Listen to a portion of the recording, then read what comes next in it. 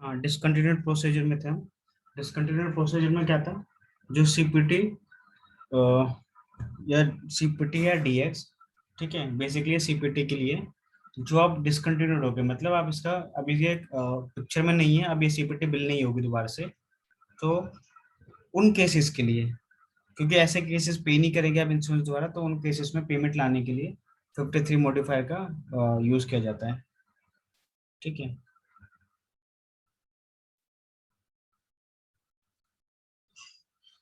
All can hear my voice?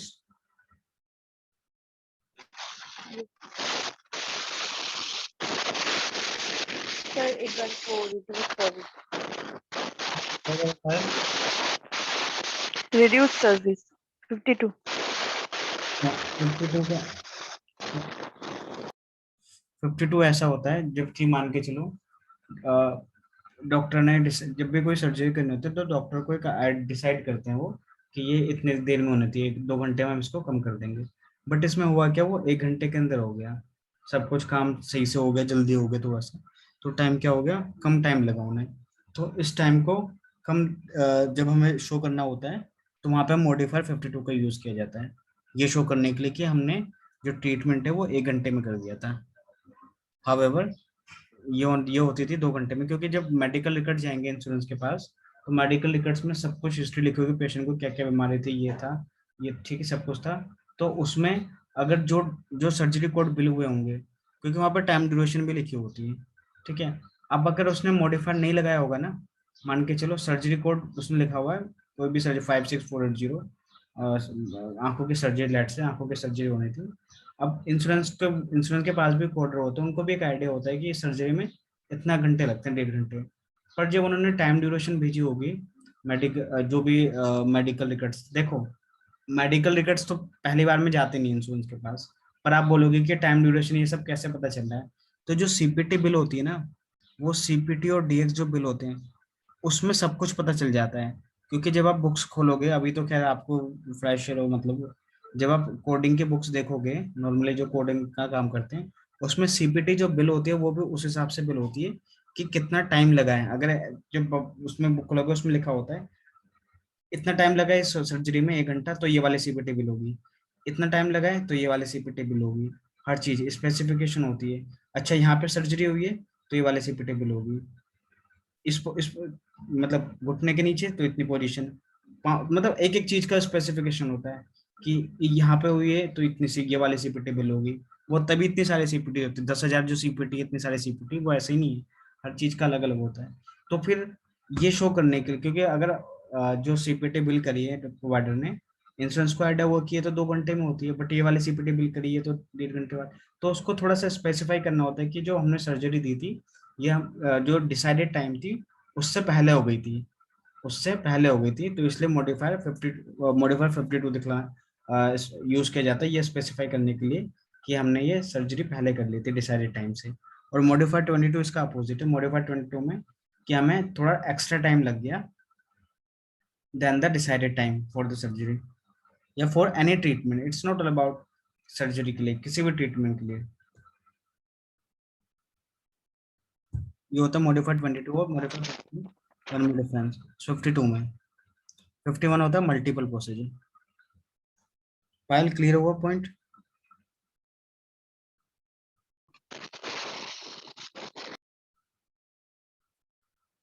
Hello?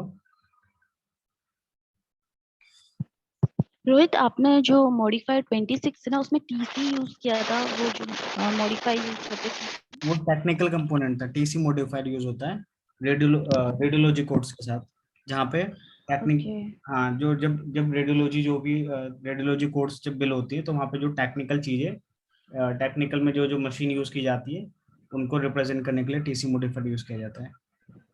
Okay. हाँ,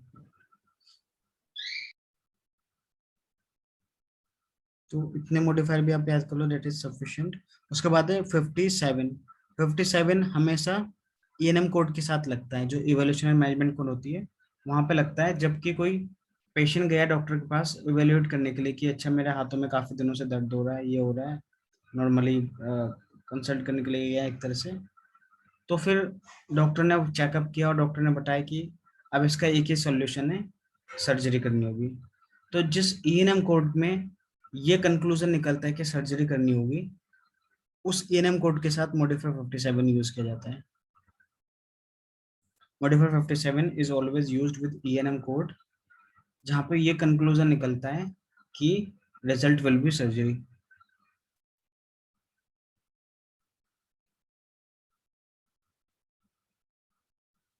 ठीक है, 2 पॉइंट याद रखना है कि 2 पॉइंट का एक ही पॉइंट भी याद रख लो। Modify 57 use with ENM code where it causes, it causes तो नहीं कहेंगे क्योंकि उसकी वजह से नहीं हो रहा, but the result leads to surgery. The ENM code in which the results leads to surgery, we add modify 57 to that ENM code. ठीक है, तो उसके साथ सर्जरी कोड के साथ नहीं लगे। मान के चलो, देखो मैं ENM कोड का क्यों जिक्र कर रहा, मान के चलो ऐसा हुआ था, पेशेंट गया एवेल्युएट करने के, मतलब नॉर्मली गया, तो उसके लिए 9921 9921 9921 9921 ये ऑफिस विजिट कोड होते हैं। अब ये अलग अलग क्यों होते हैं? अलग अलग इसलिए होते हैं कि उसने कितना टाइम स्पेंड करा। अगर वो 40 मिनट रुका है तो 99211 बिल होगी, 60 मिनट रुका है तो 99212 बिल होगी। एग्जैक्ट टाइम तो नहीं पता, मैं आपको एग्जांपल दे रहा हूँ, हो सकता है थोड़ा ऊपर नीचे हो जाए। 40 मिनट रुका है पेशेंट अगर डॉक्टर के ऑफिस में तो 99211 बिल होगा। 60 मिनट रुका है तो 99212 बिल होगा। 1 घंटा रुका है तो 99213 बिल होगी। तो पेशेंट लेट से 1 घंटा रुका है, 99213 सीपीटी बिल होगी। उससे जब वो विजिट इवेलुएट कर रहा था मतलब डॉक्टर, तो उसी ने बता दिया कि आज को आपको आंखों का ऑपरेशन करना पड़ेगा, तो सर्जरी करनी पड़ेगी। तो सर्जरी कोड का सीपीटी बिल थी, सीपीटी थी 56180।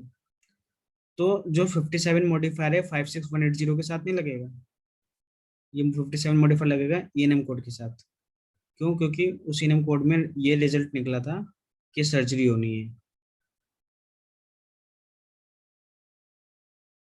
ठीक है, और 56180 सर्जरी कोड की सीपीटी, तो दैट इज मॉडिफाई 57। क्लियर हुआ सबको या नहीं हुआ?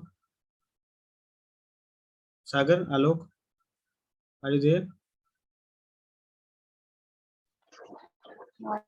अच्छा थोड़ा कंफ्यूजिंग बहुत कुछ। कंफ्यूजन है? हाँ, क्या कंफ्यूजन है बताओ, कहाँ किस में हाँ कंफ्यूजन मतलब है? बहुत कुछ पूरा मतलब पूरे चीज में ही पूरी चीज में लास्ट कंफ्यूजन का है? जो आपने बोला है ओके, मतलब सब ऐसे तो कोई नहीं, बहुत आप सारे चीजें था। आप इसको दोबारा से रिवीजन करते रहो, मैं दोबारा से बता दूंगा, पर थोड़ा सा बेसिक और समझ लो थोड़ा सा। 59 और 25 बिल्कुल सेम है, बस फर्क इतना होता है, 25 ईएनएम कोड के लिए होता है, मॉडिफाई 59 नॉन ईएनएम कोड के लिए होता है। 59 को समझने के लिए पहले 25 समझना होगा। 25 क्या होता है, कोई बताएगा मुझे? मॉडिफाई 25 इसलिए यूज किया जाता है।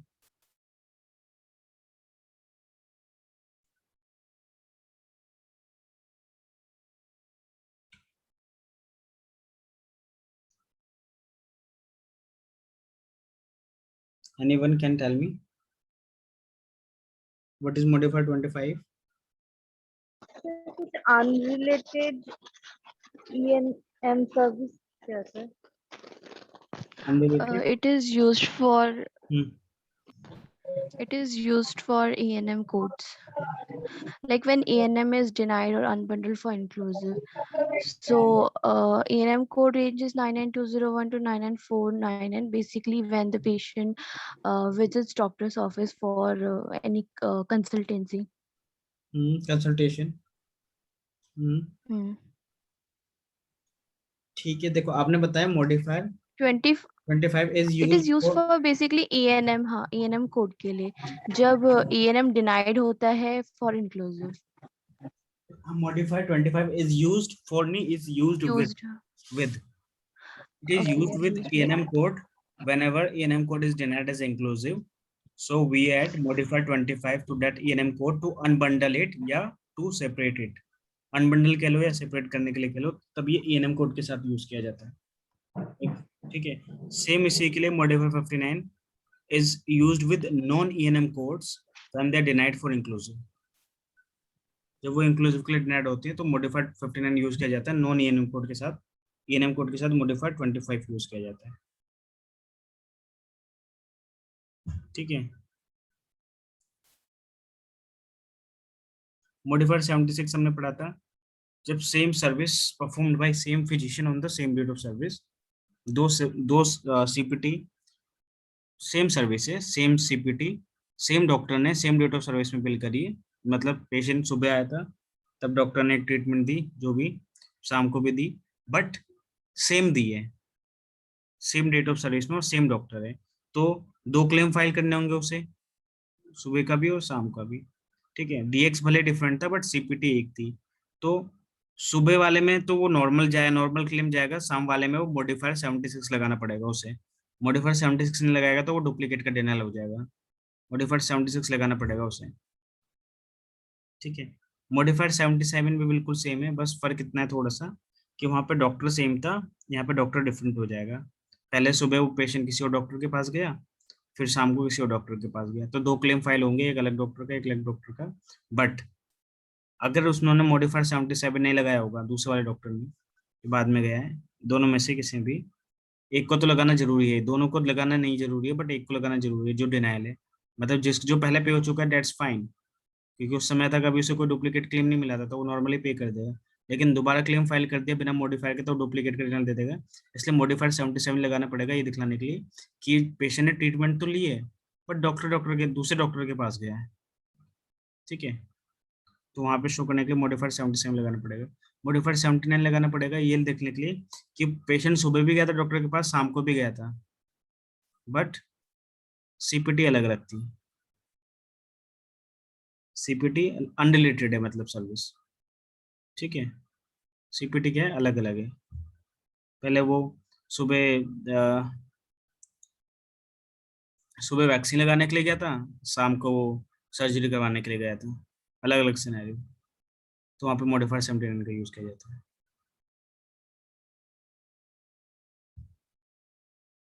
तो these are few modifier which you must know. अगर आपको ये रिवीजन और भी है, नीचे 3 मॉडिफायर हो रहे हैं, जी डब्ल्यू, जी वी और क्यू डब्ल्यू। क्यू डब्ल्यू तो हमने पढ़ा है, क्लियर टेस्टेड, क्लियर वेव्ड होता है बेसिकली, जो क्लियर वेव्ड सीपीटी होती है उनके साथ मॉडिफायर क्यू डब्ल्यू लगाया जाता है। ठीक है, अब आता है जी डब्ल्यू और जी वी। जी डब्ल्यू और जी वी समझने से पहले आपको हॉस्पिस समझना होगा। हॉस्पिस मैंने बताया, हॉस्पिस क्या होता है, can anyone tell me what is hospice? फिर पेशेंट अपने लास्ट मूवमेंट में होता है तो फिर उसे जो ट्रीटमेंट मिलती है वेरी गवर्नमेंट की गुड। तरफ से हाँ लास्ट मोमेंट में होती है। हाँ, हॉस्पिस एक अलग तरह की केयर होती है, वहाँ पे पेशेंट को अलग तरह की ट्रीटमेंट दी जाती है, तो दैट कम्स अंडर हॉस्पिस। तो उनके लिए अलग से डॉक्टर रखे होते हैं हॉस्पिस के लिए। तो यहाँ पे लिखा है G W CPT, G W modifier तब यूज होगा सीपीटी के साथ, सर्विस और provider both related to hospice. जो ट्रीटमेंट दी गई है पेशेंट को वो भी हॉस्पिस है, और जो डॉक्टर है वो भी हॉस्पिस स्पेशलिस्ट है। अगर ऐसा सिनेरियो होता है वहाँ पे हमें जी डब्ल्यू मॉडिफायर लगाना होता है। जीवी मॉडिफायर अगर सर्विस है वो तो हॉस्पिस से रिलेटेड है, बट प्रोवाइडर हॉस्पिस का नहीं है, प्रोवाइडर ऐसी नॉर्मल डॉक्टर है लेकिन वो हॉस्पिस की ट्रीटमेंट दे रहा है, तो ऐसे सिनेरियो में जीवी मॉडिफायर यूज करना पड़ेगा उस सीपीटी के साथ।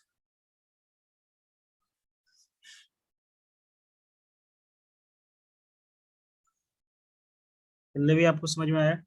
जो कोई डाउट है तो पूछ लो, कहाँ पे हाँ आ गया। रोहित एक हाँ, क्वेरी थी।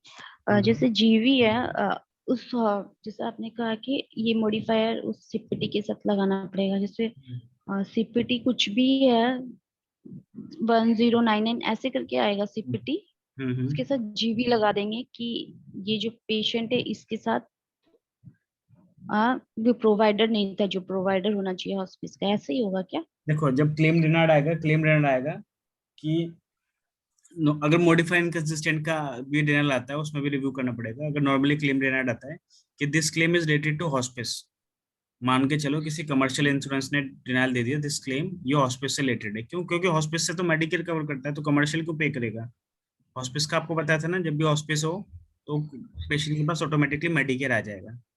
ठीक है, हाँ अब कोई कमर्शियल के पास क्लेम चला गया पर हॉस्पिस तो कमर्शियल कवर नहीं करेगा, वो डिनाइल दे देगा, claim is related to hospice. हाँ। तो मेडिकेयर को क्लेम जाएगा, पर मेडिकेयर को क्लेम फाइल होने से पहले हमें ये चेक करना पड़ेगा कि जो प्रोवाइडर और ट्रीटमेंट जो देगी अगर वो हॉस्पिस से रिलेटेड है तो हमें उस सीपीटी के साथ मॉडिफाइड जीडब्ल्यू लगा देना है। अगर प्रोवाइडर डिफरेंट है, हॉस्पिस का नहीं प्रोवाइडर, और सीपीटी उसी से रिलेटेड हॉस्पिस से, तो ऐसे ऐसे सीपीटी के साथ मॉडिफाइड जीवी लगा के मेडिकेयर को क्लेम भेजना होगा। ओके।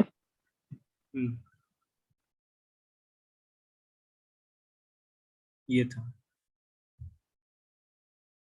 तो आज के लिए आप इतना ही रखो, आप उसको रिवीजन कर लेना, 8:30 बजने वाले हैं। ठीक है, रिवीजन करते रहना, जहाँ पे समझ नहीं आए तो आप पूछ लेना। रोहित, ये जो आप रिकॉर्डिंग है ये YouTube में डाल दोगे? सोच तो रहा हूँ मैं, नहीं डालनी चाहिए। हाँ नहीं, डाल दीजिए ना, फिर थोड़ा सा रिवाइज कर लेंगे देख के। ठीक है।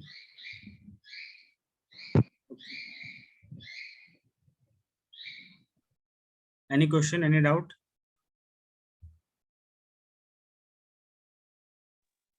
तो रिवाइज कर लेते उसके बाद। उसके बाद आई थिंक क्वेश्चन एज होंगे हाँ हाँ, रिवाइज आपके कर लें, सेशन हाँ में। डेफिनेटली, तभी रिवीजन तभी पहले करनी चाहिए, ताकि फिर समझ में भी जल्दी आएगा, क्वेश्चन भी रह जाएंगे। ठीक है, तो आज के इतना करो, बिकॉज आलोक का भी ऑफिस होगा और भी कुछ प्रोसेशन है तो। ठीक है, ओके, थैंक यू। ठीक है रोहित, सेम टाइम है ना कल भी?